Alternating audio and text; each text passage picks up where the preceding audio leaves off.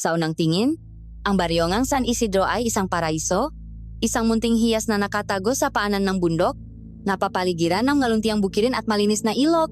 Ngunit sa likod ng payapang tanawin, may kumukubling aninong takot at pagdurusa. Ang aninong ito ay may pangalan, si Kapitana Elena, isang pinuno na ang puso ay kasing tigas ng ginto na kanyang sinasamba. Bawat pamilya ay may kwento ng lupang inagaw. Bawat magsasaka ay may daing ng buwis na hindi makatarungan. At ang mabulong ng paghihimaksik ay nananatiling mabulong lamang. Sinasakal ng takot, ngunit sa gilid ng baryo, kung saan nagsisimula ang ipinagbabawal na gubat ng itim na dahon, may isang pusong hindi natakot, isang kaluluwang pinanday ng apoy at pakawala.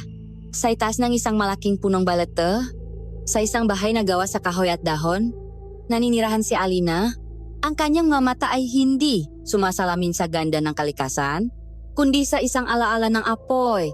Ang imahe ng kanilang munting bahay na nilalamon ng nangalit na apoy.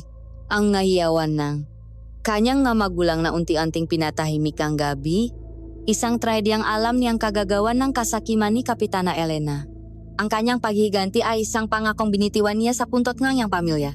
Isang pamilyar na tawag ang pumutol sa kanyang pag-iisip. Alina, bumaba ka na riyan bago pa ako akyatin ng ngalanggam. Si Marco, ang kanyang matalik na kaibigan, ang tanging sinangliwanag sa kanyang madilim na mundo. Dala nito ang isang basket ng pagkain at ang pinakabagong balita mula sa baryo. Kinuha na naman ni Kapitana ang lupa ni Namang Cardo. Malungkot na sabi ni Marco habang iniaabot ang kanin at isda. Sinabi na nilang ibibigay ang ani, pero hindi pa rin sapat. Pinigilan ni Alina ang panggigigil ng kanyang nga kamao. Bawat bagong kwento ng kalupitan ay gatong sa apoy nga niyang galit. Bago umalis, sinulyapan ni Marco ang madilim na guba sa likod ng bahay ni Alina. Mag-ingat ka dito, Alina, sabi nila. May maangkanto at kung ano-anong nilalang na nakbabantay sa gubat na iyan. Ngumiti lang si Alina. Ngunit nang mag-isa na siyang muli, naramdaman niya ito. Ang pakiramdam na laging nariyan, ang mamatang hindi niya nakikita ngunit alam niyang palaging nakamasid, isang presensya mula sa kailaliman ng itim na dahon na tila naghihintay sa tamang sandali. Ang buwan ay isang pilak na gasgas lamang sa kalangitan nang simulan nina Alina at Marco ang kanilang plano. Sa ibabaw ng isang malapat na dahon ng saging, nakaguhit ang isang mapa na gawa sa uling. Ipinapakita ang likulikong daan palabas ng gubat, ang nag-iisang ruta na dinadaanan ng makarwahe ni Kapitana Elena. Sigurado ka ba dito, Alina? Tanong ni Marco, habang sinusubukang patalasin ang isang kawayan gamit ang maliit na ita.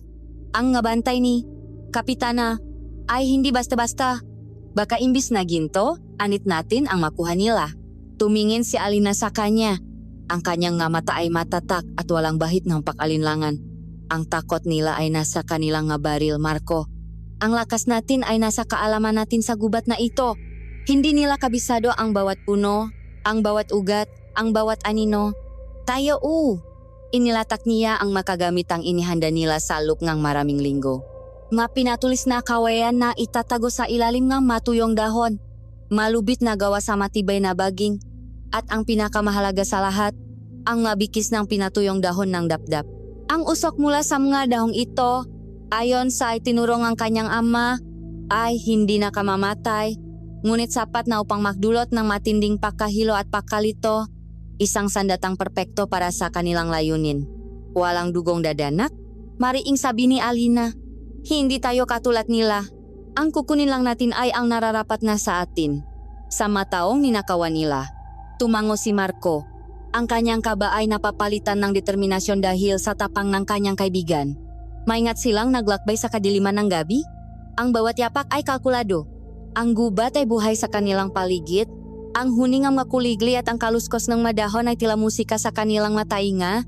Isang pamilyar na himig na nagbibigay sa kanilang lakas. Pinili nila ang isang makitit na bahagi ng daan kung saan ang malalaking puno sa makabilang gilid ay lumilika ang isang natural na bitak. Dun, nagtrabaho sila ng may perpektong pagkakatukma. Inilibing ni Marco ang makawayang tulos sa lupa habang si Alina naman ay maingat na ikinakabit ang mabaging bilang patibong. Pagkatapos, nagtago sila. Si Marco sa likod ng isang malaking bato at si Alina sa itaas ng isang sanga ng puno na parang isang ibong mandaragit na naghihintay sa kanyang biktima. Ang paghihintay ay isang pagsubok sa pasensya. Bawat minuto ay tila isang oras. At ang tanging maririnig ay ang tibok ng kanilang nga puso hanggang sa isang tunok ang bumasak sa katahimikan. Ang yabak ng kabayo, ang kalampak ng magulong ang karwahe, at ang malalakas na tawanan ng bantay. Madali lang ang trabahong ito, sabi ng isang bantay. Walang sinuman ang nangangahas na pumasok sa gubat na ito sa gabi. Sila ay kampante. Walang kamalay-malay sa panganib na nakabang. Nang ang unang kabayo ay tumama sa baging, ang lahat ay nangyari ng napakabilis. Ang karwahe ay biglang huminto, nagdulot ng pagkakagulo.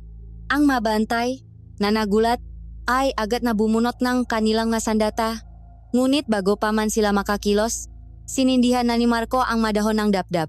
Isang makapal at maputing usok ang mabilis na gumapang sa daan, dala ang isang matamis ngunit nakakahilong amoy. Ang mabantay ay nagsimulang umubo. Ang kanilang mamata ay lumuluha. Ano ito? Anong klaseng mahika ito? Sigaw ng isa. Bago siya bumaksak sa lupa, nawalan ng balanse. Ang ilan sa kanila ay nagpaputok ng baril sa kung saan-saan. Ang kanilang nga bala ay tumatama lamang sa mapuno.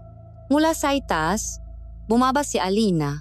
Ang kanyang muka ay natatakpan ng isang itim na tela. At ang kanyang makilos ay maliksi at tiyak. Hindi siya gumamit ng itak. Gamit lamang ang isang mahabang patpat na kahoy.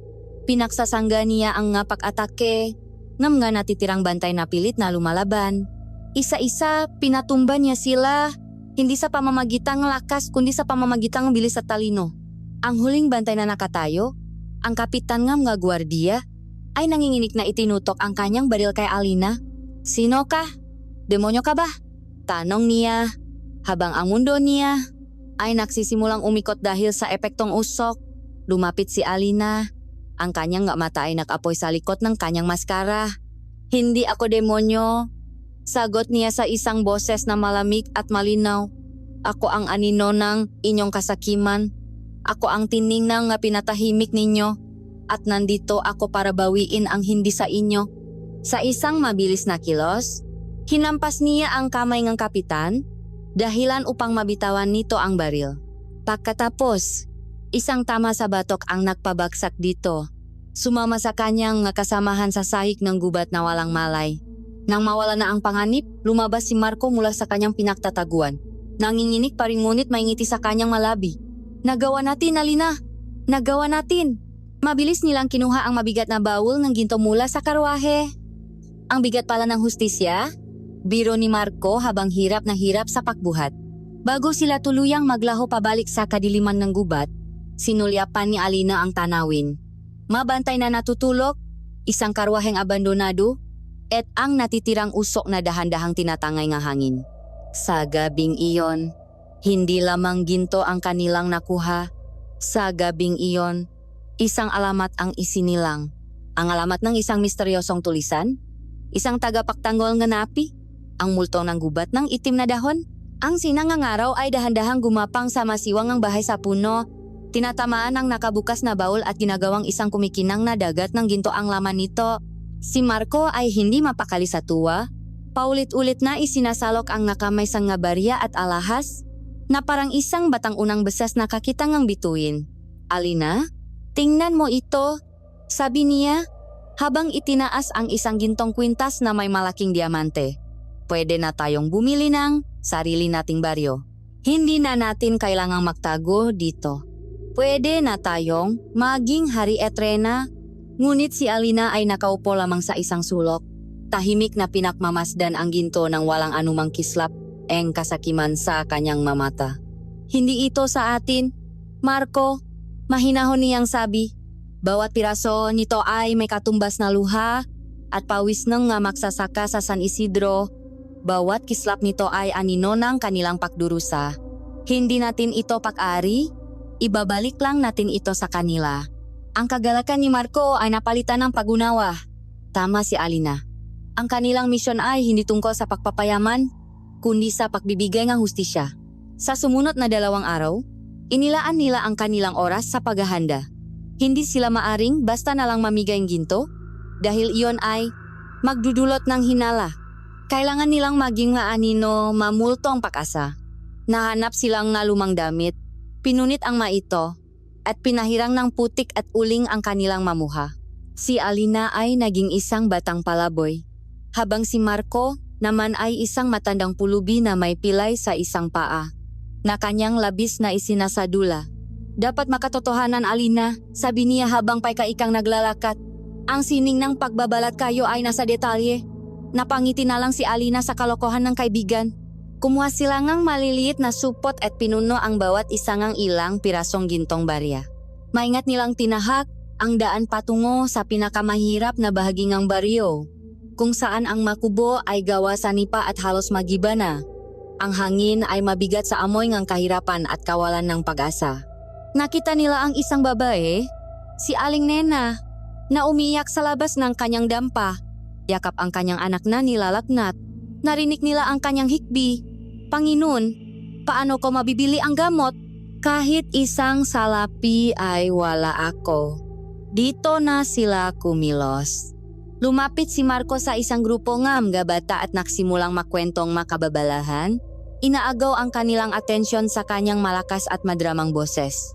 Habang ang lahat ay nakatuon sa kanya, dahan-dahang lumapit si Alina sa dampa ni Aling Nena. Sa isang mabilis at hindi napapansing kilos, inilagay niya ang isang supot ng ginto sa loop ng bayong ng ginang. Mabilis siyang umatras at nagtago sa anino. Nang matapos ang pagkukwento ni Marco, nakita nilang si Aling Nena ay naghahanda ng pumasok sa loop. Ngunit napansin niya ang bigat sa kanyang bayong. Sa kanyang pagbubukas, ang kanyang mamata ay nanlaki sa pagkamangha. Ang mahikbing ang kalungkutan ay napalitang ng mga luhang hindi may paliwanag na pasasalamat. Tumingala siya sa langit. Nagpapasalamat sa himalang natanggap.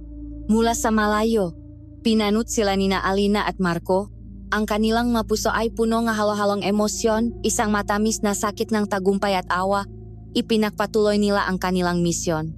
Sa bawat dampa na kanilang dinadaanan, nag-iwan sila ng isang supot ng pag-asa.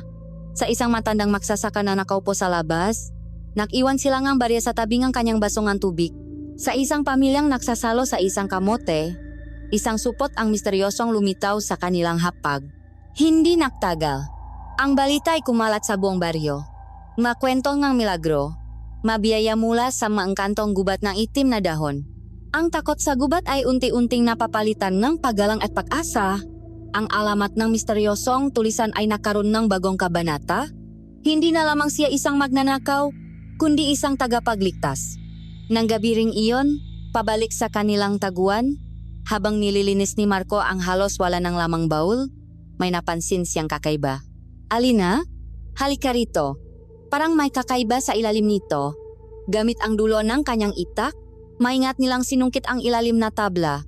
Bumukas ito at tumambat sa kanila ang isang lihim na kompartimento. Ngunit hindi ito naglalaman ng ginto. Sa halip, mayroon itong isang rolyo ngang mga dokumento na maingat na binalot sa talang may langis para hindi mabasa. Dahan-dahan nila itong binuksan.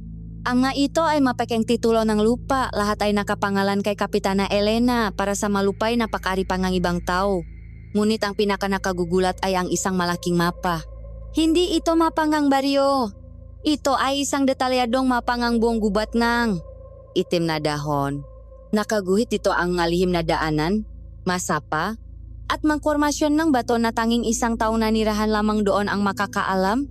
At sa pinakapusot ng gubat, isang lugar na paladyang iniwasan ni Alina dahil sa kakaibang pakiramdam na ibinibigay nito, ay may isang malaking bilog na minarkahan ng pulang tinta. Nakasulat sa loob nito ang masalitang pinakpalang lupa. Ang mapekeng titulo at ang mapa ay nagsasabi ng isang mas malaking kwento. Ang kasakiman ni Kapitana Elena ay hindi nagtatapos sa mabukiring ang San Isidro. Ang kanyang tunay na layunin ay angkinin ang buong gubat. Nais niyang angkinin ang pinapalang lupa. Nawala ang pagod sa katawan ni Alina. Napalitan ito ng isang bagong uri ng pangamba. Ang kanilang laban ay hindi na lamang para sa ginto o para sa nganaaping magsasaka. Mayroong isang mas malaki at mas madilim na plano si Kapitana Elena. Isang planong may kinalaman sa pusong gubat na kanyang tinuring na tahanan. Habang nakatiti sa mapa, alam ni Alina na ang kanilang unang tagumpay ay simula pa lamang ng isang mas mapanganib na digmaan. Ang tagumpay ng kanilang unang misyon ay nakiiwan ng kakaibang katahimikan sa gubat ng itim na dahon. Para kay Marco, ito ay katahimikang ng kapayapaan. Ngunit para kay Alina, ito ay isang katahimikang nakabibingi at puno ngang pagbabanta. Ang pakiramdam na siya ay pinagmamasdan ay lumala. Hindi na ito isang simpleng hinala lamang, ito ay isang katiyakang dumadagan sa kanyang bawat paghinga. Sa gabi, ang mapamilyar na tunong gubat ay napapalitan ng mga kakatwang ingay. May mga gabing naririnig niya ang mayabak sa ilalim ng kanyang bahay sa puno, ngunit sa kanyang paksilip, wala siyang nakikitang anuman kundi ang magumagapang na ugat ng balete. May mapagkakataong may mga aninong dumadaan sa gilid ng kanyang paningin, napakabilis, na parang maitim na kidlat sa gitna ng kadiliman. Sinubukan niyang isang tabi ang nga ito, iniisip na marahil ay dala lamang ito ngang pagod at tensyon. Ngunit ang pakiramdam ay hindi nawawala, sa halip, ito ay tumitindi. Isang hapon muling dumating si Marco, dala ang isang bayong na mga prutas at gulay. Agad niyang napansin ang pagbabago kay Alina. Mas malalim ang nabilok sa ilalim ng kanyang nga mata at ang kanyang makilos ay mas alerto, mas mabangis, na parang isang hayop na laging handa sa pag-atake. Ayos ka lang ba? Tatanong ni Marco, habang inilalapak ang nadala. Para kang hindi natutulog ng isang linggo. Tumingin si Alina sa gubat bago sumagot, may kasama ako rito, Marco. Hindi ko nakikita, pero nararamdaman ko. Tumawa si Marco, isang tawang pilit at halatang kinakabahan. Baka naman maduwende lang iyan, Alina. Nagagalit dahil hindi mo sila binigyan ng ginto, biro niya. O baka naman ang kaluluwa ni Kapitana Elena, naglalakbay na sa gabi para hanapin ang kanyang kayamanan. Ngunit nang makita niya ang seryosong mukha ni Alina, nawala ang kanyang ngiti. Huwag mong sabihing naniniwala ka sa makwento tungkol sa gubat na ito. Mga tigba lang, makapre, umiling si Alina. Hindi ko alam kung ano sila. Ang alam ko lang, hindi sila tao. At hindi sila pala kaibigan. Sa kabilang kanyang mabiro, nakaramdam din ka ba si Marco? Ang hangin sa paligid ng bahay ni Alina ay tila mas malamig, mas mabigat. Kung gusto mo, dito na lang muna ako matutulog ngayong gabi, alok niya. Ngunit umiling si Alina. Hindi, problema ko ito. Kailangan kong malaman kung ano ito. Umalis ka na bago dumilim. Kahit na alala, sumunod si Marco. Ngunit habang naglalakad siya palayo, hindi niya mapigilang lumingon pabalik. Pinakmamasdan ang bahay sa puno na tila isang munting isla ng liwanag sa gitna ng isang dagat ng lumalalim na kadiliman. Nang gabing iyon, ang lahat ay lumala. Ang ngabulong na dati ay walang kahulugan, ay tila nakaroon ng anyo. Naririnig niya ang nga ito sa hangin. Masalitang parang galing sa isang panaginip. Tinatawag ang isang pangalang hindi niya maintindihan. Isang biglang buksong malamig na hangin ang pumasok sa bintana at pinatay ang kanyang maliit na gasera. Nilamon ng kadiliman ang buong silid. Napahigpit ang hawak niya sa kanyang itak. At doon niya narinig ito. Isang tunog ng pakaskas. Hindi sa labas, kundi sa ilalim mismo ngang sahig na kanyang kinatatayuan. Dahan-dahan na parang isang dambuhalang ahas na gumagapang sa kahoy. Huminto ang tunog. Ang kasunod ay isang katahimikang mas nakakatakot kaysa sa anumang ingay. At bigla, isang anyo na gawa sa purong anino ang sumugot papasok mula sa bintana. Wala itong tiyak na hugis. Isa lamang itong maitim na masa na may dalawang nagbabagang tuldok na pula bilang nga mata. Ang bilis nito ay hindi pangkaraniwan. Bago pa man makakilos si Alina, tinamaan na siya, tumilapon at bumaksak sa kabilang dulo ng silid. Bumangon siya at sinubukang lumaban. Iwinasiwas niya ang kanyang itak, ngunit tumagos lamang ito sa anino na parang hangin. Walang epekto. Ang nilalang ay muling sumugot at dinaganan siya sa sahig. Isang nakapang-ingilabot na lamig ang gumapang sa kanyang buong katawan, na parang unti-unting hinihigop ang kanyang lakas at init. Naramdaman niya ang paghihina, ang pakaubos ng kanyang hininga. Ito na ba ang katapusan? Sa gitna ng kanilang paglalaban, napunit ang kwelyo ng kanyang damit, inilalantat ang kanyang kanang balikat, at dun, ang kanyang balat na hugis bituin ay tila nagliwanak, isang napakalit na kislap na halos hindi makita, ngunit nakita ito nilalang. Ang anino, na kanina ay walang tigil sa pagdiin sa kanya, ay biglang umatras na parang napaso. Ang mapulang mata nito ay nakatitik sa kanyang balat. Isang tuno na pinahalong galit at takot ang lumabas mula dito, isang tuno na nagpatayo sa lahat ng balahibo sa katawan ni Alina. At tulad ng mabilis nitong pakdating, ang anino ay naglaho, lumabas ng bintana at naktago sa kadiliman ng gubat. Ang naiwan na lamang ay ang matinding lamig, ang amoy ng basang lupa, at si Alina na nanginginig sa sahig. Humihingal, puno ang takot at pagkalito. Dahan-dahan niyang hinawakan ang kanyang balikat, ang balat na buong buhay niyang daladala. Sa unang pagkakataon, naisip niya na marahil, hindi lamang ito isang simpleng marka. Marahil, ito ay isang selyo, isang babala, o isang susi sa isang misteryong mas malalim at mas madilim pa kaysa sa gubat na kanyang ginagalawan. Ang ilang linggo matapos ang pag-atake ng anino, ay lumipas sa isang nakalilinlang na kapayapaan. Ang makakaibang bulong ay nawala, ang maanino ay hindi na nagpakita, at ang gubat ay bumalik sa dati nitong katahimikan.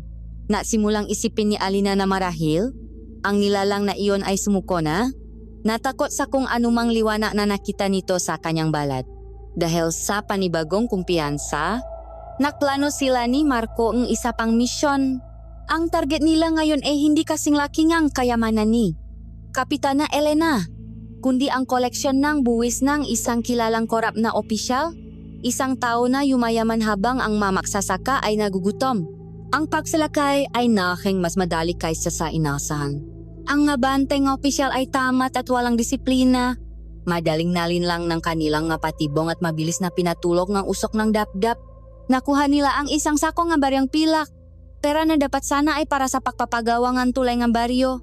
Habang pabalik sila sa gubat, ang kanilang mapuso ay puno ng kagalakan.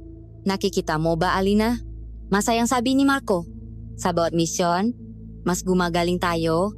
Balang araw, mapapatalsik din natin si Kapitana Elena at ang lahat ng kanyang alipores. Ngumiti si Alina, isang tunay at bihirang ngiti. Sa sandaling iyon, naramdaman niya ang pag-asa. Ngunit ang pag-asa ay madaling pawiin.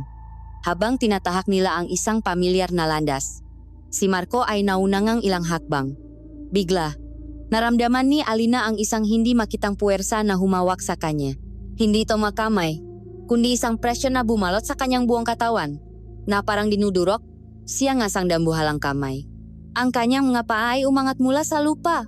Sinubukan niyang sumiga, ngunit walang hangin na makalabas mula sa kanyang ngabaga. Ang kanyang katawan ay hinihila patras, papunta sa mas malalim na bahagi ng gubat. Marco! Narinig ni Marco ang pigil na sigaw. Lumingon siya at nasaksihan ang isang tanawing hindi niya malilimutan. Nakita niya si Alina, nakalutang sa hangin, kinakalatkat ng wala. Ang kanyang mga kamay ay kumakapit sa hangin. Ang kanyang mga mata ay nalalaki sa takot. Alina! Siga ni Marco. At tumakbo siya para tulungan ito. Ngunit huli na ang lahat. Si Alina ay hinihila sa isang bilis na hindi ka panipaniwala. Ang kanyang katawan ay parang isang dahon na tinatangay ng isang ipo-ipo. Ang mapuno at dahon sa kanyang paligid ay naging isang hilam na guhit ng berde at tsokolate. Ang mundo ay umikot at ang liwanag ay nilamon ng isang umikot na kadiliman. Nawalan siya ng malay. Sa kanyang pagising, ang unang pumasok sa kanyang kamalayan ay ang kakaibang hangin. Malamig ito at mamasa-masa na may amoy ng lupa, lumot at isang bagay na hindi niya makilala. Isang amoy na tila metal at matamis. Nakahiga siya sa isang sahig na makinis at malamig na bato. Dahan-dahan siyang umupo, ang kanyang ulo ay kumikirot. At doon niya nakita kung nasaan siya. Isang yungib, ngunit hindi ito isang ordinaryong yungib. Ito ay isang dambuhalang katedral sa ilalim ng lupa. Ang kisame ay napakataas, nawawala sa kadiliman, na may mas stalactite na nakabitin na parang mapangil ng isang sinaunang halimaw, walang sinang araw. Ang tanging liwanag ay nakmumula sa makumpol ngang kabutan na kumikinang sa sarili nitong liwanag, nakbibigay ngang isang mahiwagang kulay asul at berde sa buong paligid. Ang mapormasyon ng bato ay tila maestatwang nililok ng panahon. Ang ilan ay maganda, ang ilan ay nakakatakot. Ang tanging tunok ay ang pata ng tubig mula sa itaas. Ang bawat pata ay umaalingaw-ngaw sa malawak na espasyo. Sa una ay inakala niyang nag-isa siya. Ngunit habang nasasanay ang kanyang mamata sa dim na liwanag, Nagsimula siyang makita sila. Manilalang na lumalabas mula sa maanino.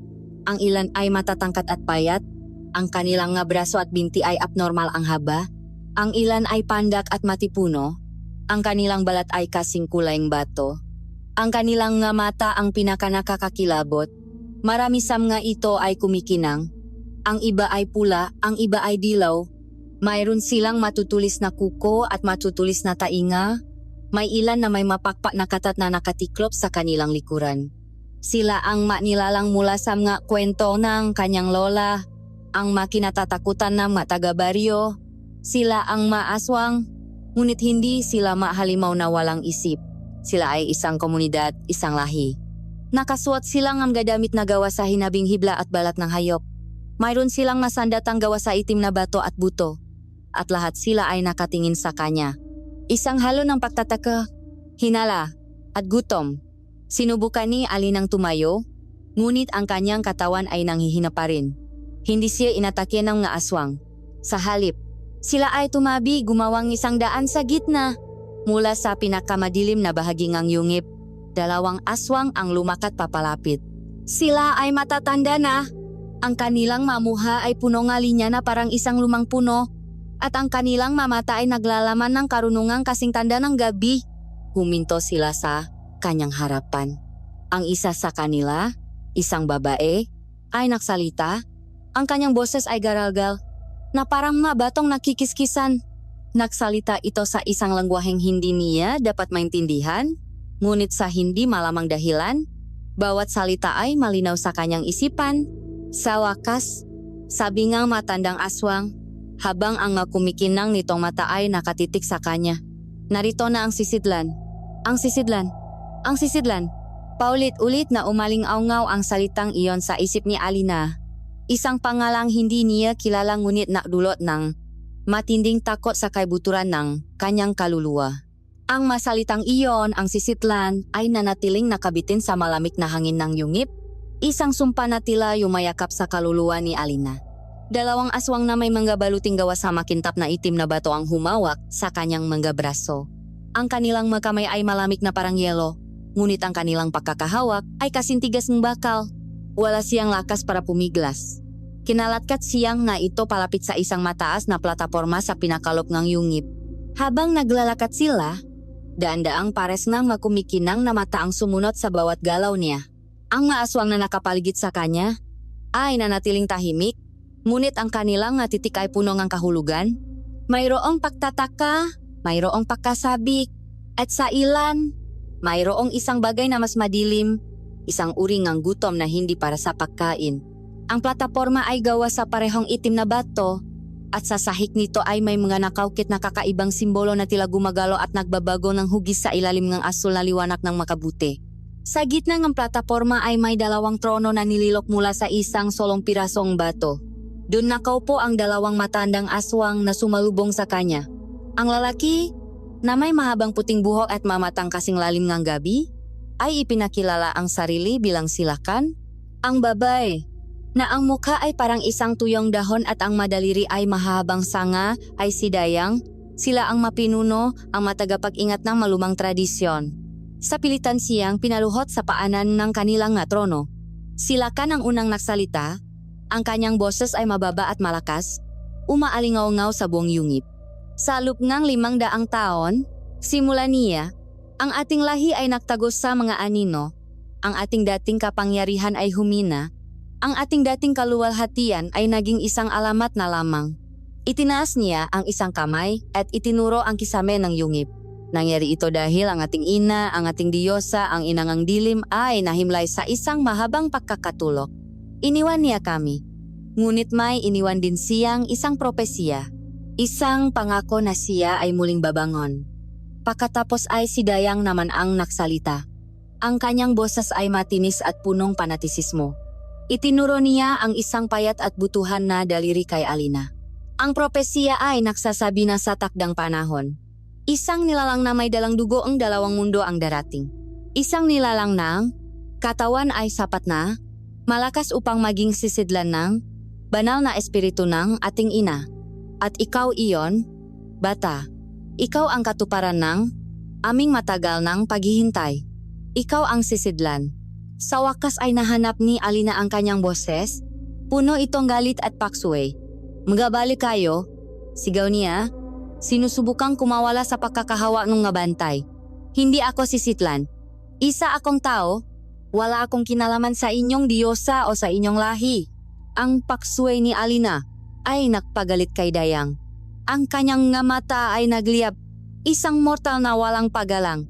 Hindi mo naiintindihan ang karangalan na ipinakakalop sa iyo. Ang iyong mortal na katawan ay magiging templong isang diyosa. Ang iyong dugo ang magiging alak na gigising sa kanya. Dapat kang magpasalamat. Hindi ako magpapasalamat sa pagiging alay.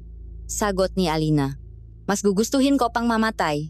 Kung gayon, ang iyong kamatayan ay magiging bahagi ng ritual, malamig na sabi ni Dayang, at sinanyasan niya ang isang bantay.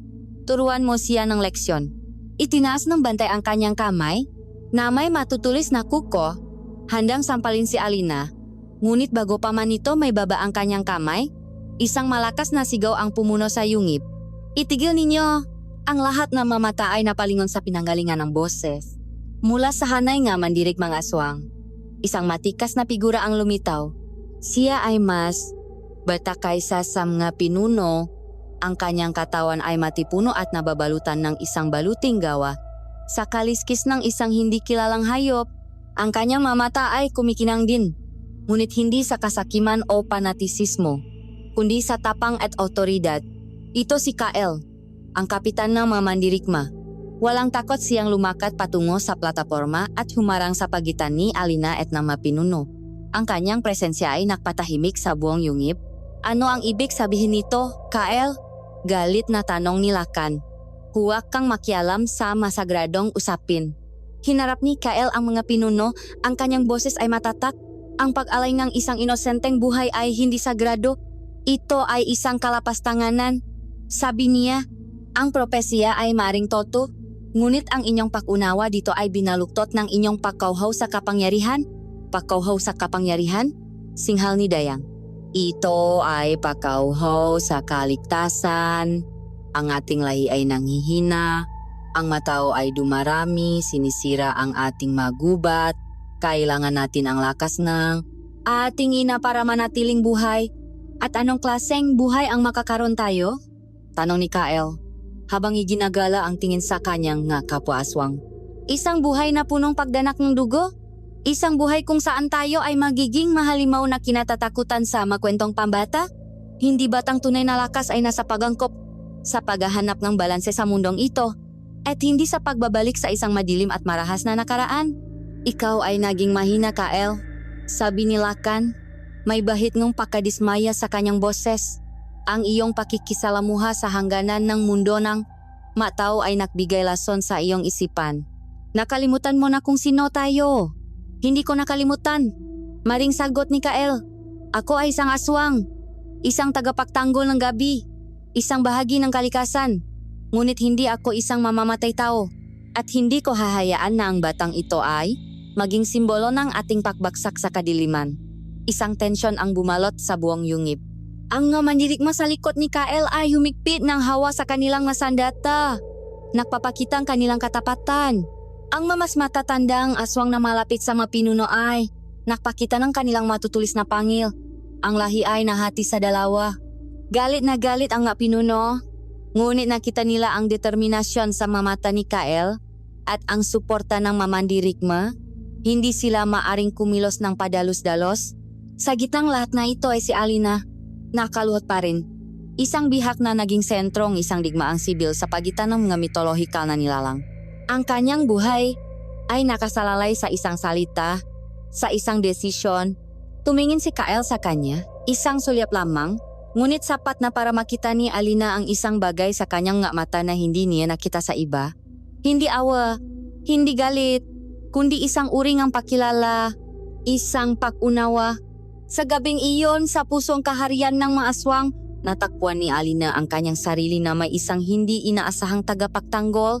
Matapos ang maikting na pagtatalo sa harap ng buong lahi, si Alina ay hindi na ibinalik sa malaking yungib.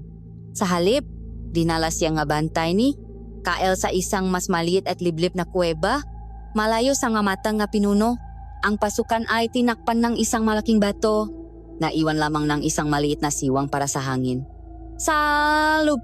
Ang tanging liwanag ay mula sa ilang maliliit na kabutang nakakapit sa mga basang pader.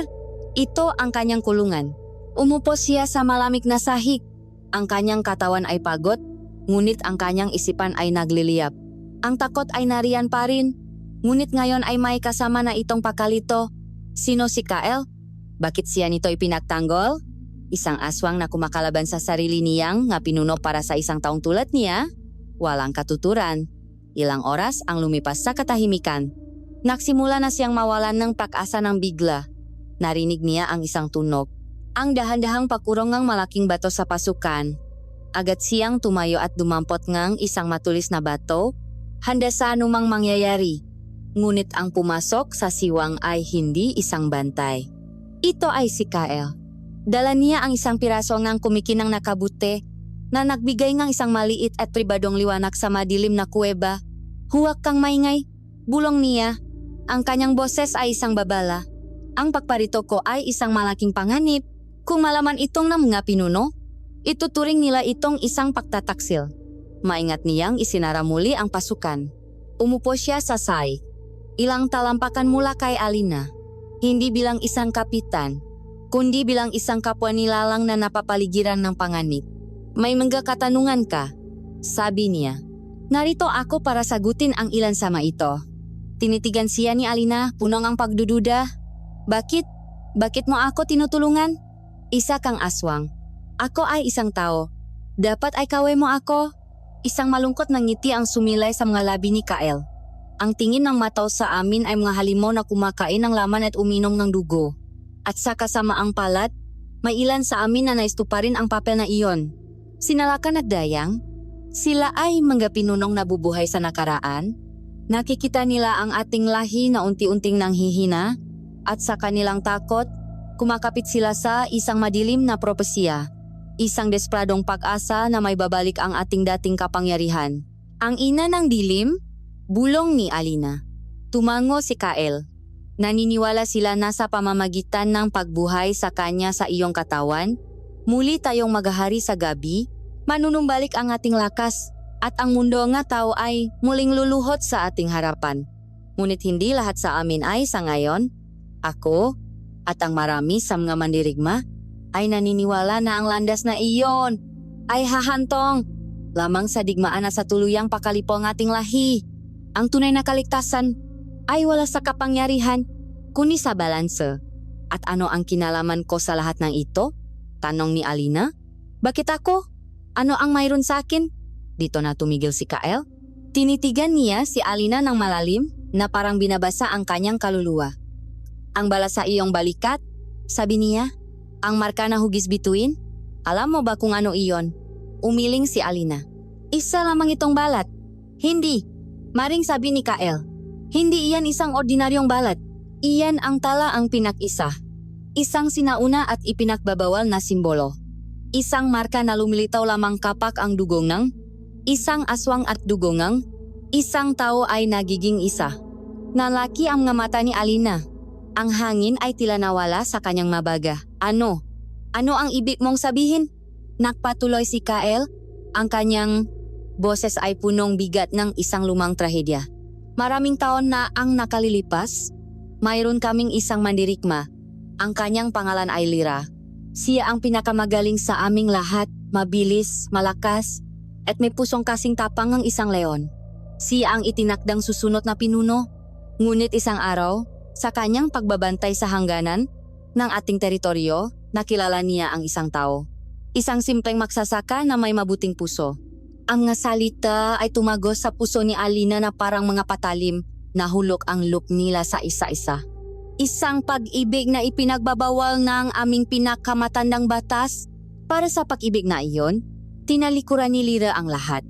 Tinalikuran niya ang kanyang lahi, ang kanyang tungkulin, ang kanyang pagiging aswang. Pinili niya ang isang mortal na buhay. Pinili niya ang magsasakang iyon.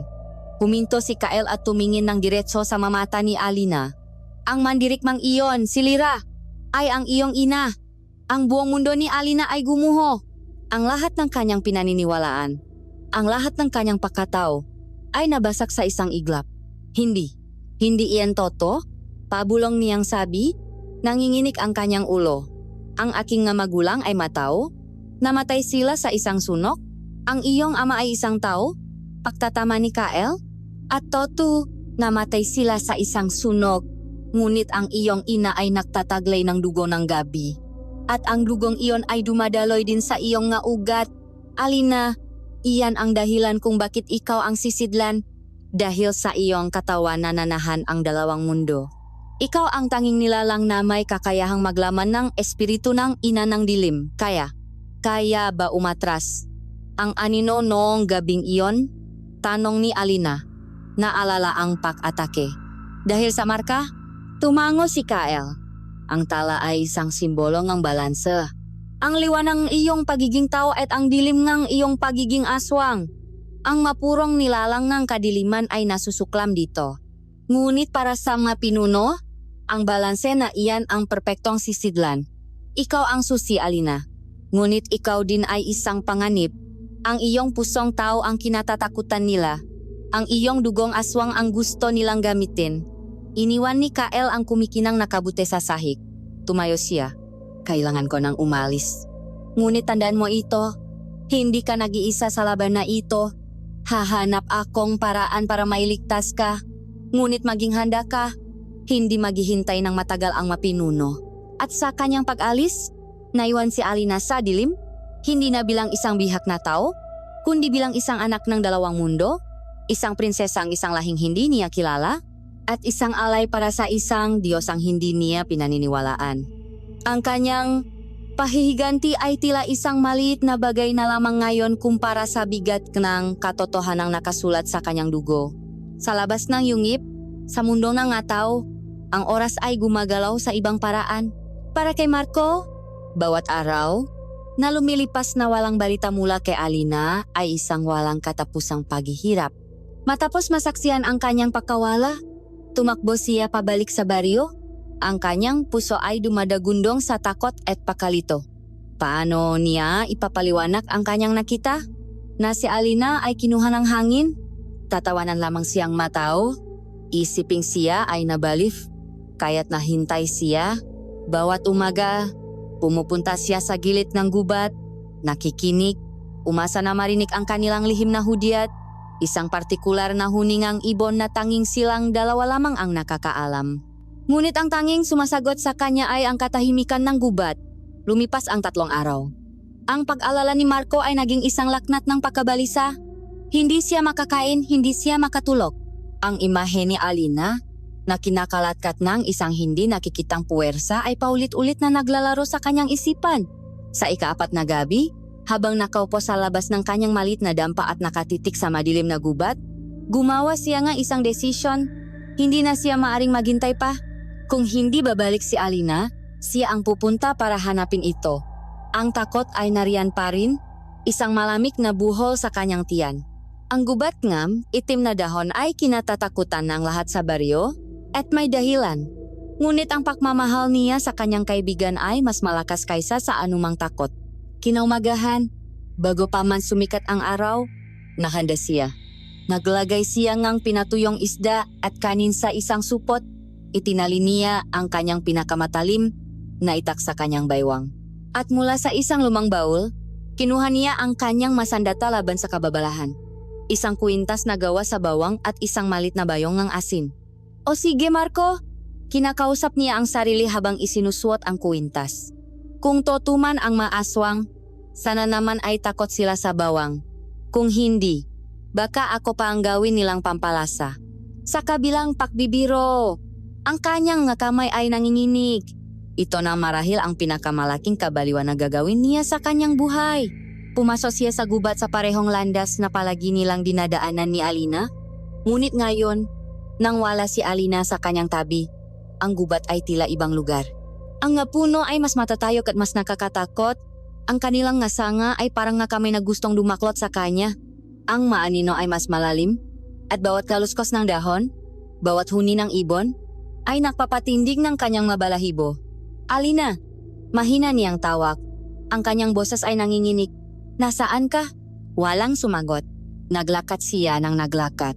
Sinusubukang alalahanin ang mapalatandaan na itinuro sa kanya ni Alina.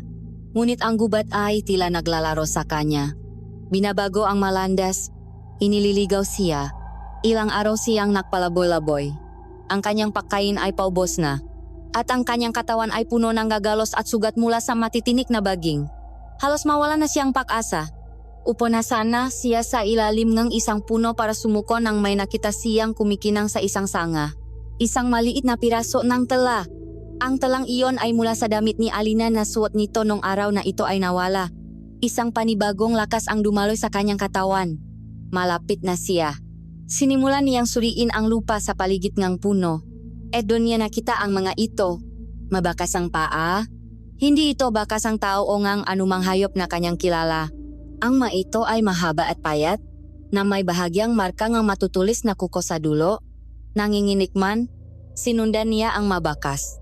Dinala siya nito sa isang bahagi ng gubat na hindi pa niya napupuntahan, kung saan ang mapuno ay baluktot at ang hangin ay hindi gumagalaw. Ang mabakas ay humantong sa isang pader na bato na natatakpan ng makakapal na baging. Isang dead end. Hindi maari. Bulong niya sa sarili, puno ng pakadismaya.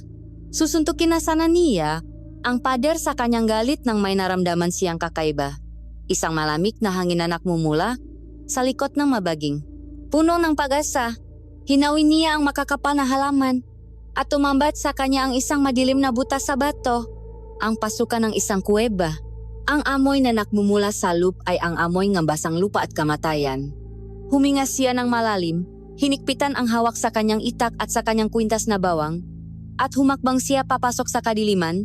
Hindi pa man nasasanay ang kanyang nga mata sa asol na liwanag sa loop, naramdaman na niya sila. Mula sa mga pader, mula sa kisame, mula sa sahig, lumabas sila. Nga mandirik mang aswang. Ang kanilang mga kilos ay mabilis at tahimik. Bago pa man siya makasiga, napaligiran na siya. Sino ka? Mortal! Tanong ang isa sa kanila. Iwinasiwas ni Marco ang kanyang ita. Nasaan si Alina? Sigaw niya. Ngunit ang kanyang tapang ay walang laban sa kanilang dami. Madali siyang nahuli. Kinalakat siya nga maito papasok sa mas malaking yungib. At doon, nakita niya ang lahat. Ang daang aswang. Ang kanilang kaharian sa ilalim ng lupa. Dinala siya sa harap ni Lakan at Dayang. Tiningnan siya ni Dayang mula ulo hanggang paa. Ang kanyang nga mata ay puno ng paglait. Isang pangahas na mortal, sabi niya. Ano ang ginagawa mo sa aming sagradong tahanan? Nandito ako para kay Alina. Sagot ni Marco. Ibalik ninyo siya sa akin. Isang masamang ngiti ang gumuhit sa ngalabi ni Dayang. Si Alina? Ang sisidlan. Siya ay nahahanda na para sa kanyang dakilang tungkulin. Ngunit ang iyong pakdating. Ito ay isang hindi inaasahang regalo. Lumapit siya kay Marco at hinawakan ang kanyang baba. Ang propesiya ay nangangailangan ng isang sisidlan. Ngunit ang ritual ay mas magiging malakas kung may kasamang alay. Isang pusong mortal na punong katapatan at pagmamahal. Tumingin siya sa maaswang sa paligid. Ang Madiyos ay nakpadala sa ating nangatinghen. Sa sandaling iyon, naunawaan ni Marco ang kanyang sinapit. Hindi lamang siya nabigo na iligtas ang kanyang kaibigan. Siya ngayon ay isang tupa na ihahain sa kanilang madilim na altar. Isang piyesa sa isang bangungot na hindi niya kailanman pinangarap. Ang gabing ang bilugan ng buwan ay dumating at kasama nito, ang gabing ng ritual. Ang buong yungip ay puno ng isang kakatuwang enerhiya, isang halo ng pananabik at takot. Dandang aswang ang naktipon sa panan ng plataporma. Ang kanilang magkumikinang na mata ay nakatuon sa dalawang altar na nasa gitna. Ang hangin ay mabigat sa amoy ng sinunok na mga ugat at dakta ng isang hindi kilalang puno. Isang amoy na nakakahilo at nagpapakaba. Si Alina, na nakasuot na ngayon ng isang simpleng puting damit na walang anumang palamuti, ay kinalakat ng manggabantay patungo sa mas malaking altar. Ang kanyang puso ay dumadagundong na parang tambol, ngunit pinilit niyang maging matatak. Ang kanyang mata ay hinanap si Marco at nakita niya ito.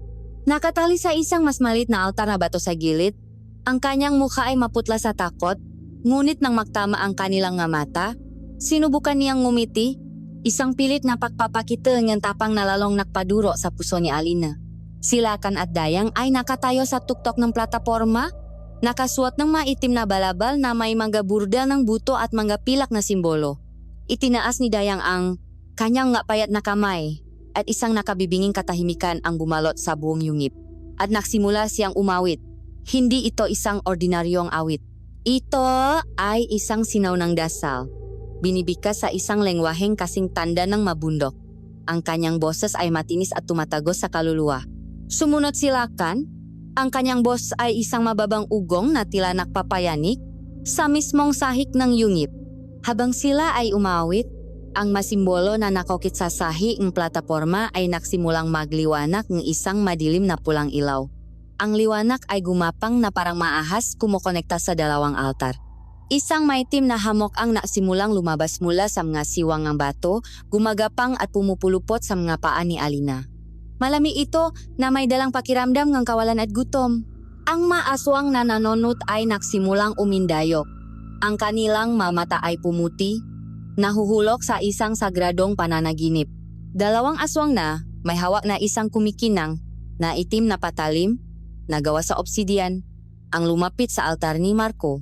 Ang dugong isang tapat na puso, sigaw ni Dayang. Ang kanyang boses ay naglalakbay sa buong yungip. Ang susi na makbubukas sa pinto para sa ating ina. Ang kanyang sakripisyo ang makbibigay lakas sa sisidlan. Nagsimulang pumigla si Marco. Ang kanyang tapang ay napalitan ng purong takot habang nakikita niya ang patalim na papalapit sa kanyang dibdib. Huwag! Sigaw ni Alina, isang sigaw na punong galit at desperasyon. Ibinuhos niya ang lahat ng kanyang natitirang lakas para makawala sa kanyang nanggapos, ngunit ang nga ito ay masyadong matibay. Ang kanyang walang magawang galit ay nagsimulang mag-init sa loob niya. Isang apoy na hindi niya alam na taglay niya. At habang ang dulo ng patalim ay ilang pulgada na lamang mula sa balat ni Marco, nangyari ito. Nagsimula ito sa kanyang balikat. Ang balat na hugis bituin ay biglang nagliwanag, ngunit hindi ito ang madilim na pulang ilaw ng ritual. Ito ay isang dalisay at nakasisilaw na puting liwanag na parang isang bituin na isinilang sa kanyang balat. Ang liwanag ay mabilis na gumapang mula sa marka, sinusundan ang kanyang maugat na parang isang mapangang kislap sa kanyang buong katawan. Isang sigaw ang kumawala sa kanyang labi, ngunit hindi ito sigaw ng sakit, kundi isang sigaw ng isang kapangyarihang hindi niya kayang pigilan. Ang maitim na hamok na pumapalibot sa kanya ay biglang umatras na parang napaso, sumisitsit habang natutunaw sa harap ng dalisay na liwanag. Natigil sa pag-awit si Lakan at Dayang. Ang kanilang nga mata ay nanlaki sa pagkamangha at takot. Ano ito? Bulalas ni Lakan. Hindi ito ang sinasabi sa propesya. Ngunit huli na ang lahat. Ang liwanag mula kay Alina ay sumabog. Isang alon ng purong enerhiya ang lumabas mula sa kanya. Nilamon ang buong plataporma sa isang nakabubulak na kislap. Hindi ito marahas na pagsabok. Ito ay isang paglilinis. Ang itim na patalim na obsidian na nakatutok kay Marco ay naging alikabok. Ang nagapos sa kanilang nga kamay ay natunaw na parang yelo. Ang nga pulang simbolo sa sahig ay nabasak at nawala. Ang nga balabal ni Lakan at Dayang ay biglang nagliyap at naging abo. Itinapon sila ng puwersa ng liwanag, bumaksak sa sahig ng yungip, sumisigaw sa sakit habang ang kanilang balat ay nasusunok sa enerhiyang hindi nila maunawaan. Ang buong komunidad ng aswang ay nakagulo. Ang mga nahulog sa pananaginip ay biglang nagising. Sumisigaw sa pakalito. Ang iba ay nagtakip ng kanilang mga mata, sumisitsit sa sakit dahil sa liwanag na hindi nila kayang tiisin. Ang ritual ay hindi lamang nabigo. Ito ay winasak. Ito ay dinurok. Dahan-dahan, ang liwanag ay humupa. Bumabalik sa katawan ni Alina. Ngunit ang puwersa ay masyadong malaki para sa kanya. Ang kanyang nga mata ay pumikit at siya ay bumaksak sa ibabaw ng basak na altar. Walang malay. Sa gitnang kaguluhan, si Marco ay nakatayo sa tabi ng kanyang altar, nakatingin sa kanyang kaibigan. Ang kanyang bibig ay nakabukas sa pakamangha. Ang buong yungip ay puno ng usok at ng amoy ng nasunog na mahika. Ang ina ng dilim ay hindi nagising. Ang sisidlan ay hindi tumanggap. Sa halip, ito ay lumaban gamit ang isang kapangyarihang hindi nila alam na umiiral, isang liwanag sa gitna ng kanilang walang hanggang gabi. Ang nakabubulak na liwanag ay humupa. Ngunit ang iniwan nito ay isang kaguluhang mas malala pa kaysa sa isang bagyo.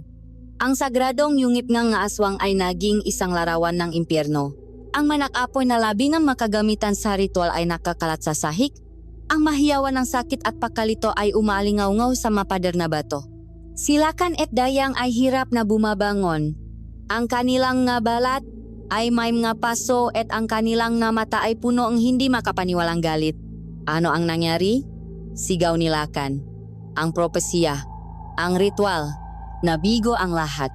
Sa gitnang kaguluhang iyon, isang boses ang umaling-aungaw, malinaw at puno ng autoridad. Mamandirigma, ang sigaw ay nakmula kay Kael. Nakatayo siya sa gitna ng kanyang tapat na kawal. Ang kanyang espada ay nakabunot na. Ang mapinuno ay nabulak sa kanilang pananampalataya. Dinala nila tayo sa bingit ng kahihiyan. Ngayon na ang panahon para piliin ang tunay na landas ng ating lahi. Protektahan ang babay. Sumunod sa akin. Ang kanyang masalita ay parang kidlat na gumising sa mamandirigmang nakaalinlangan. Sa isang iglap, ang kanilang mapagdududa ay napalitan ng determinasyon. Bumunot sila ngang kanilang nasandata at bumuong isang bilok na depensa sa paligid ng kanilang kapitan. Walang sinayang na sandali si Kael. Mabilis siyang tumakbo patungo sa wasak na plataporma. Naabutan niya si Marco na pilit na ginigising si Alina na nakahandusay at walang malay. Marco! Kailangan nating umalis dito. Ngayon din! Sigaw ni Kael. Maingat ngunit mabilis niyang binuhat si Alina at isinakay sa kanyang likod. Mula sa sahig, dinampot niya ang isang itak na gawa sa itim na bato at inihagis ito kay Marco. Huwag kang hihiwalay sa akin. Mortal. Utos niya. Tumango si Marco. Ang kanyang takot ay nababalutan na ngayon ng adrenaline. Ang kanyang tanging misyon ay manatili sa tabi ni Kael at protektahan si Alina. Nakita ni Dayang ang kanilang ginagawa. Ang kanyang mukha ay naging isang maskarang purong galit. Mataksil, kanyang hiyaw, ang kanyang boses ay parang isang talim. Walang hiya ka, Kael. Pinagtataksilan mo ang iyong sariling dugo. Dakpin sila. Patayin ang mga traidor. Iyon ang hudyat na nagsimula sa isang madugong digmaang sibil. Ang maaswang na tapat sa mapinuno, karamihan, ay mas matatanda at may mas halimaw na anyo, ay sumugot na parang isang alon ng kadiliman. Ang yungip ay napuno ang ingay ngang nakbabanggaang nga sandata, nga ungol ng galit, at ng nga sigawang kamatayan. Ang nga mandirigma ni Kael ay lumaban ng may disiplina. Ang kanilang nga galaw ay mabilis at tiyak. Ngunit ang nga alagad ng mapinuno ay mas marami at mas mabangis. Lumalaban gamit ang kanilang nga kuko at pangil. Si Kael, kahit na may pasan-pasan na Alina, ay isang puwot na hindi mapigilan. Ang kanyang malaking sibat ay umikot na parang isang ipo-ipo. Itinataboy ang sinumang sumusubok na lumapit. Habang sila ay nakikipaglaban papunta sa isang hindi pamilyar na daanan. Nagsimulang makamalay si Alina. Ang matunong ng labanan ang unang pumasok sa kanyang isipan.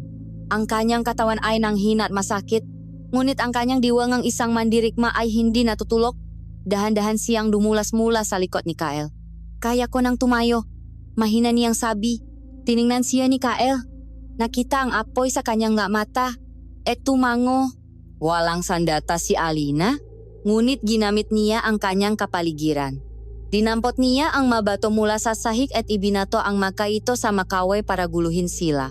Ginamit niya ang kanyang liksi para umilak sa mga atake.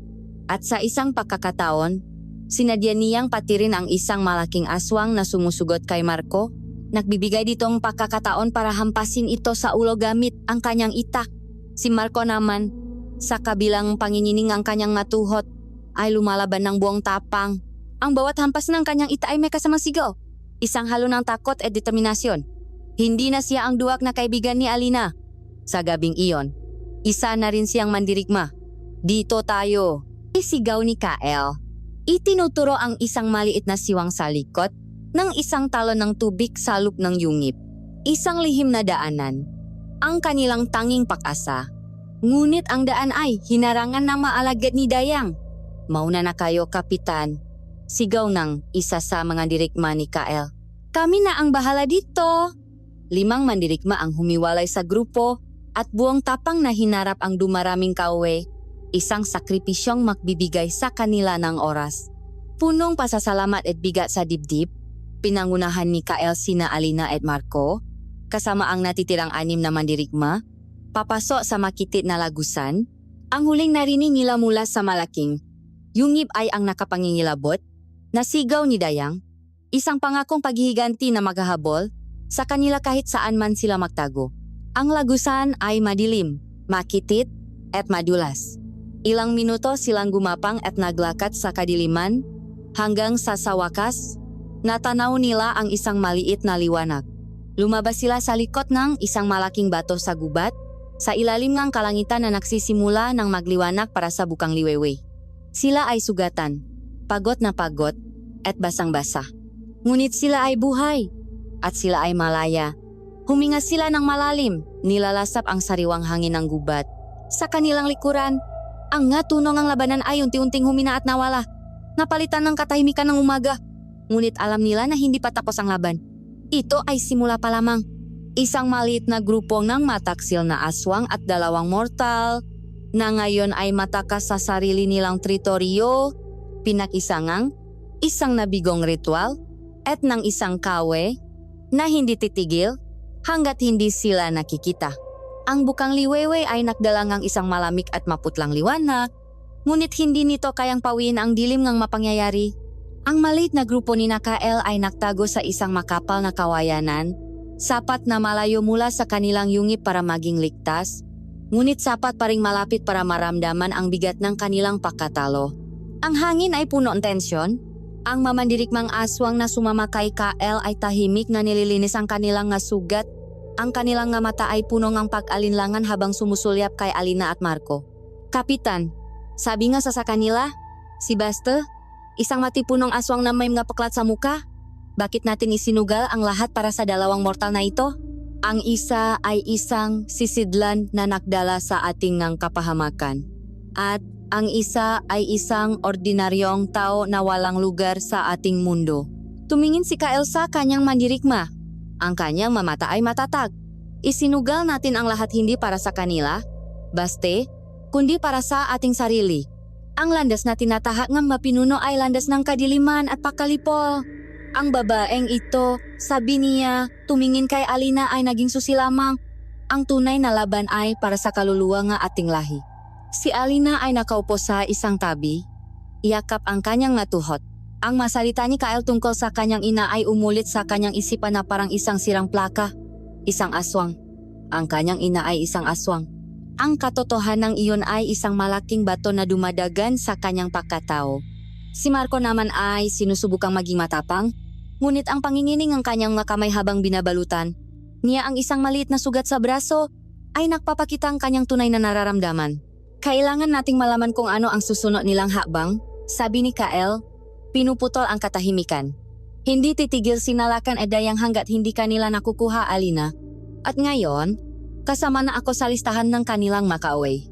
Nakpasya si Kael na siya mismo ang magmamanman sa hangganan ng kanilang teritoryo. Hindi, mabilis na sabi ni Alina, tumatayo. Laban ko rin ito. Mas malaki pa kaysa sa inaakala ko. Sasama ako sa iyo. At saan man kayo magpunta, doon din ako, sabi ni Marco, sinusubukang itago ang takot sa kanyang boses. Hindi ninyo ako pwedeng iwan dito kasama. Sila, bulong niya, tumingin sa ibang mga aswang. Napabuntong hininga si Kael, ngunit nakita niya ang determinasyon sa mamatang 2. Pumayak siya. Sa ilalim ng nag-agaw na dilim at liwanag ng dapit hapon. Maingat na, gumapang ang 3 pabalik sa lugar na malapit sa kanilang dating tahanan. Nagtago sila sa isang makapal na palumpong sa itaas ng isang munting burol kung saan tanaw nila ang isang maliit na kapatagan sa gilid ng gubat. At doon, sa kanilang pagkabigla, may natanaw silang isang hindi inaasahang pagpupulong. Sinalakan at Dayang ay naroon. Ang kanilang mamuha ay puno pa rin ng galit. Ngunit ang kanilang kausap ang nagpatigil sa pahinga ni Alina at Marco, nakatayo sa kanilang harapan. Sa ilalim ng proteksyon ng kanyang personal na bantay ay si Kapitana Elena. Ang puso ni Alina ay nagsimulang dumagundong. Ano ang ginagawang gabaeng ito dito? Bakit niya kinakausap ang pinunong nga aswang? Ang kanilang nga boses ay naglalakbay sa tahimik na hangin.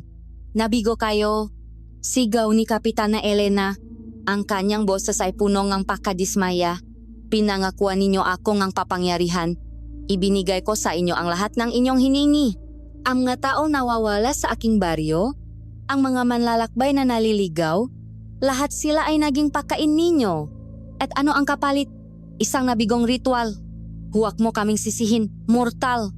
Sagot ni Dayang, ang kanyang boses ay sumisitsit sa galit. Ang sisidlan ay may lason ng liwanag.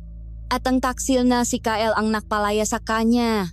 Ngayon, kailangan naming mahanap sila at kailangan namin ng iyong tulong. Dito na nagsimulang maging malinaw ang lahat para kay Alina. Isang nakakatakot na palaisipan na unti-unting nabubuo. Ang kasunduan ay malinaw.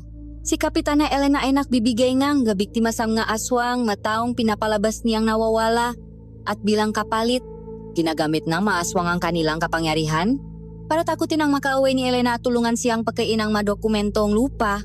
Ang pinakpalang lupa, sabi ni Elena, ang kanyang nga mata ay nakapoy sa kasakiman. Malapit ko nang makuha ang mga papeles para sa buong gubat. Ngunit sinabi ninyo na kailangan ang dugo ng sisidlan para mabuksan ang tunay na kapangyarihan nito. Paano natin gagawin iyon ngayon? Sumagot si Lakan. Ang kanyang boses ay kalmado ngunit puno ng panganib. May iba pang paraan. Mas madidilim na paraan. Ngunit kailangan muna natin siyang mahanap. Gamitin mo ang iyong mataw. Hanapin ninyo sila sa mundo ng mortal. Kami na ang bahala sa gubat. Doon, binanggit ni Elena ang isang bagay na napayani sa pinakabuo ng pagkatao ni Alina. Ginawa ko na ito nun para sa inyo. Sinunok ko ang bahay ng taksil na si Lyra at ng kanyang asawang mortal para itago ang ating kasunduan. Akala ko ay tapos na ang lahat. Hindi ko alam na may anak silang nakaligtas.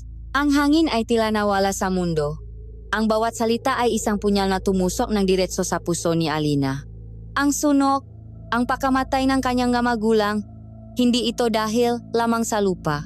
Ito ay dahil sa isang kasunduang mas matanda at mas masama pa kaysa sa kanyang inaakala.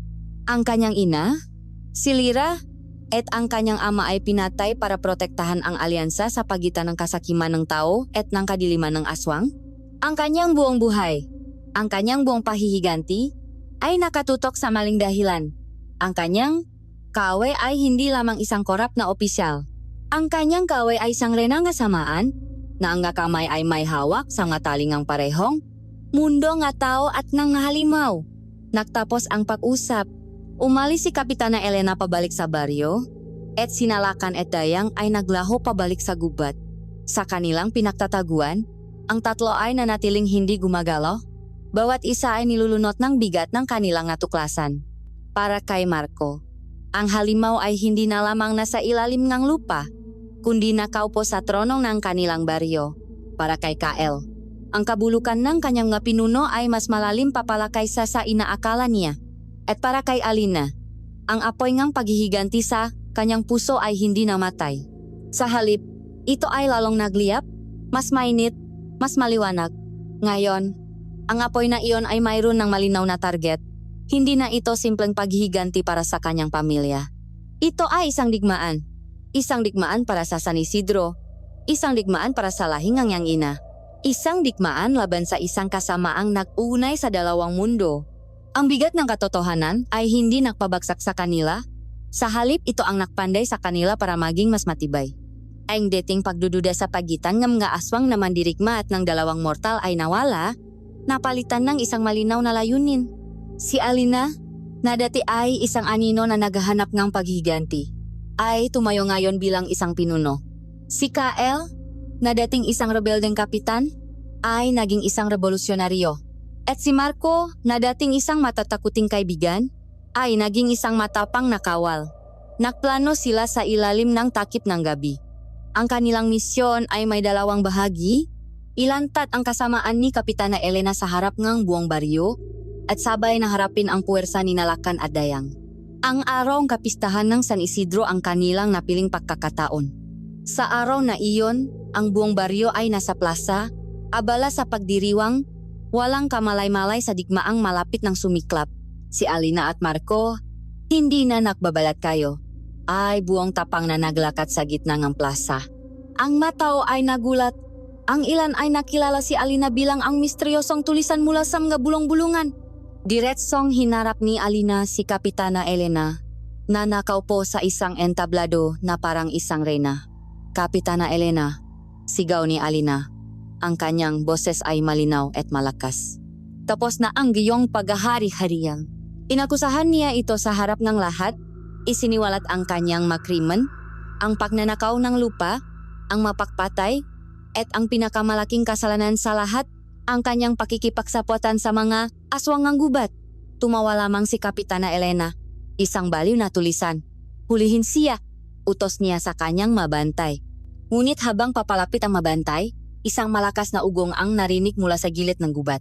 Mula sa mga puno ay lumabas sina Lakan at Dayang, kasama ang kanilang mga mababangis na alagad, handang kunin si Alina. Ngunit bago pa man sila makapasok sa plaza, hinarangan sila ng isa pang grupo. Si Kael at ang kanyang mamandirigma na may masandatang kumikinang sa ilalim ng araw.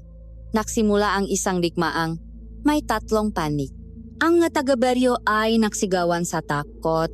Ngunit si Marco, kasama ang ilang matatapang na magsasaka, ay gumawang isang linya para protektahan ang nga inosente. Sa gitna ng kaguluhan, 2 mahalagang laban ang nangyari. Hinarap ni Kael ang mapinunong kanyang lahi. Ang panahon ng kadiliman ay tapos na. Sigaw niya habang sinasangga ang nga atake ni Lakan at Dayang.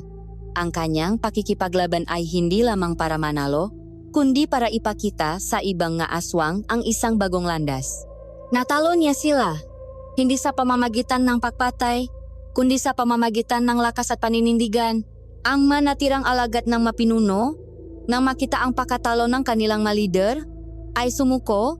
Samantala, sa plaza, hinarap ni Alina si Kapitana Elena.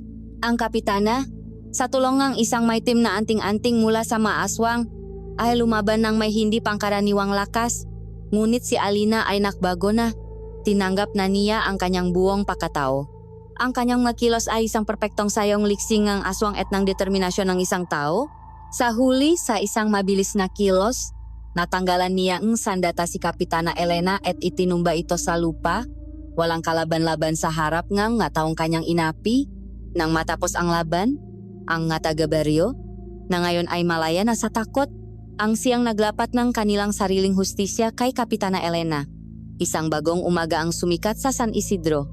Si Kael ay pinangunahan ang kanyang nga aswang pabalik sa gubat, hindi na bilang nga halimaw na kinatatakutan, kundi bilang nga lihim na tagapakalaga. Si Alina ay nanatili, naging tagapagtanggol ng baryo at isang tulay sa pagitan ng 2 mundo. Lumipas ang panahon. Ang San Isidro ay umunlad. Ang plaza na dating naging larangan ng digmaan ay ngayon puno na nga batang naglalaro. Sa isang sulok, makikita si Alina at si Kael. Makatabing nagtuturo sa makabataan kung paano ipagtanggol ang kanilang sarili, isang simbolo ng pagkakaisa. At si Marco, nakaupo sa ilalim ng isang puno, ay abala sa pagsusulat sa isang lumang kwaderno, tinitiyak na ang kanilang kwento, ang alamat ng isang babaeng tulisan, ay hindi kailanman malilimutan. Sa gitna ng dilim, pinili kong lumaban hindi para sa aking sarili, kundi para sa iba. Dahil ang pagkatao ay hindi nasusukat sa nakaraan, kundi sa tapang mong ituwid ang kinabukasan. Ang laban namin ay tapos na, ngunit alam ko na ang mundo ay laging makakaroon ng liwanag at dilim. At sa pagitan ng 2 iyon, laging may mga taong handang tumayo at lumaban,